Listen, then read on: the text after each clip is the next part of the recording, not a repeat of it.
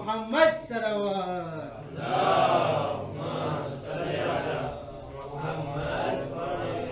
पूछते हो कि अब्बास की हैबत क्या है, पूछते हो ना कि अबुल फजल अब्बास की हैबत क्या है, तो पहले जाके मालूम करो कि कयामत क्या है।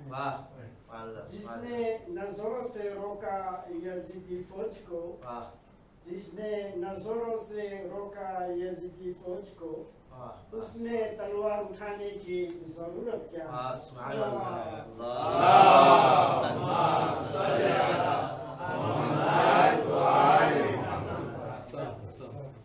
أعوذ بالله من الشيطان الرجيم. بسم الله الرحمن الرحيم.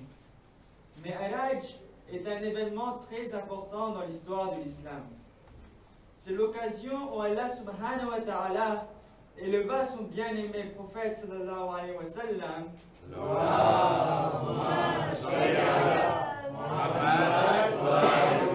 au paradis et lui montra les merveilles de la création. Ce grand honneur n'a jamais été donné à aucun autre prophète qu'Allah subhanahu wa ta'ala. Le Saint Coran dit, Bismillahirrahmanirrahim, Surat Bani Israël, Surat 17, verset 1, Gloire et pureté à celui qui de nuit fit voyager son serviteur Mohammed, de la mosquée Al-Haram à la mosquée Al-Aqsa. De la mosquée Al-Haram à la mosquée Al-Aqsa, dont nous avons béni l'alentour, afin de lui faire voir certaines de nos merveilles. C'est lui vraiment qui est l'audient, le clairvoyant. Le grand voyage débuta à partir de la maison d'Umm-Hani, une sœur d'Imam Ali alayhi salam. Le saint prophète se reposait dans ce lieu lorsqu'il fut réveillé de son sommeil par l'ange Jibril. On lui demanda de monter sur un animal ailé appelé Burak. Il partit ensuite de Mecca à la mosquée d'Al-Aqsa à Bayt al-Muqaddas, connue sous le nom de Jérusalem. Sur son chemin, il s'arrêta à la montagne de Sinaï et offrit une prière de 2 rakats, car c'est la montagne où Allah subhanahu wa ta'ala s'adressait au prophète Moussa. De la seconde partie de ce voyage, le saint prophète sallallahu alayhi wa sallam s'éleva du Masjidul Aqsa à travers les 7 cieux en compagnie de Jibril. Là, il rencontra les prophètes Isa, Moussa, Nuh et Adam. Il vit aussi les endroits de bénédiction et de plaisir, le paradis, et les endroits de torture et de souffrance comme l'enfer.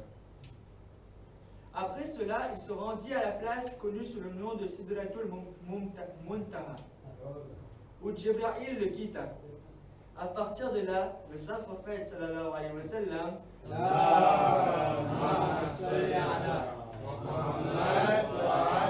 se retrouva seul en la présence d'Allah subhanahu wa ta'ala tout-puissant. Il reçut d'Allah toutes les règles de l'islam, y compris le nouvel ordre à tous les musulmans de pratiquer les 5 prières quotidiennes. Il retourna ensuite de la même manière qu'il était venu d'abord à Bayt al-Muqaddas puis à Mecca. Sur le chemin de Mecca, le saint prophète rencontra une caravane de commerce des Quraysh qui était à la recherche d'un chameau perdu. Il but un peu d'eau de l'un de leurs récipients puis continua sa route vers Mecca. Il atteignit la maison d'Umm-Hani à l'aube. Le lendemain, le saint prophète raconta cette expérience à un large groupe de personnes à Mecca. Beaucoup furent surpris et crurent à son histoire, mais il y avait certains d'entre eux qui ne le crurent pas. Ils lui demandèrent de décrire la mosquée de Bayt al-Muqaddas comme preuve de sa véracité. Lorsque le saint prophète donna une description détaillée de la mosquée, certaines personnes qui s'étaient déjà rendues dans cette mosquée confirmèrent que c'était vrai. Le saint prophète dit ensuite aux Quraysh incrédules qu'il avait rencontré l'une de leurs caravanes de commerce à Tanim et qu'il cherchait un chameau. Il leur dit également que la caravane était menée par un chameau de couleur marron et que le groupe entrerait bientôt à Mecca. Très vite, la caravane décrite par le saint prophète entra à Mecca. Le chef de la caravane, Abu Sufyan, confirma tout ce que le prophète avait dit. À présent, les gens n'avaient plus aucun doute quant au fait que le saint prophète avait en effet entrepris le miraculeux voyage et le récit se répandit comme le feu autour de Mecca à propos de l'événement de Mi'raj. Les chefs des Quraysh étaient très contrariés à l'issue qui s'ensuivit, à savoir de nombreuses conversions des musulmans. Il est important de comprendre que ce voyage était un déplacement physique et non un rêve spirituel comme l'a proclamé Aïcha, l'une des épouses du saint prophète sallallahu alayhi wa sallam. Elle déclara qu'il était endormi dans sa maison la nuit en question. Ce rapport est faux, car au temps de Mi'raj, Aïcha n'était pas encore mariée au saint prophète. Elle devint son épouse seulement une année après l'hégire vers Médine. Muawiyah, le fils d'Abu Sufyan, déclara également que le Mi'raj était un vrai rêve. Il créa cette histoire car il était un ennemi du saint prophète. Il n'était pas né à l'époque, mais se convertit pas à l'islam avant l'âge de 9 ans. Après l'hégire, il ne pouvait donc pas savoir tous les faits à propos du Mi'raj. Le Mi'raj a duré un tiers de la nuit, ou légèrement moins. La raison pour laquelle le saint prophète fut emmené à Bayt al-Muqaddas, qui était un centre pour les juifs et les chrétiens, était de montrer que l'islam représentait la suite du message délivré aux prophètes Ibrahim, Moussa et Isa. Cela montra également que l'islam était universel et pas seulement restreinte à Mecca et Madina. Parmi les événements qui furent révélés au saint prophète pendant son séjour dans les cieux, il figurait, premièrement, la nomination d'Imam Ali alayhi salam comme successeur dirigeant après lui.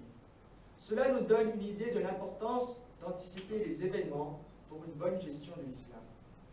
Deuxièmement, les 5 prières quotidiennes, les wajib namaz tels que nous les connaissons aujourd'hui, ne devinrent obligatoires pour les musulmans qu'après l'événement du Mi'raj.